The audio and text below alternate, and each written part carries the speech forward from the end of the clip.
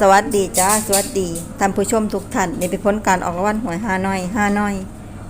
ผิดปกติประจำงวดวันที่11พฤศจิกายน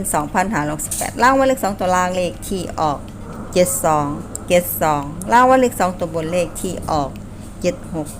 76ล่างว่าเลข3ตัวบนเลขที่ออก776นี่ก็เป็นผลออกวันหวยฮานอยปกติประจำงวดวันที่11พฤศจิกายน2568ขอให้โชคดีมีชัยถูกหวยฮานอยปกติได้รับเงินกันทุกคนด้วยจ้าฝากไว้ได้จากซับตะไคร่กดติดตามและเป็นกำลังใจขอขอบคุณทุกท่านที่เข้ามารับชมและรับฟังแล้วมาพบกันใหม่ในเวลา 19:30 นาทีในฮานอย VIP สำหรับครั้งนี้ขอบคุณและสวัสดีจ้า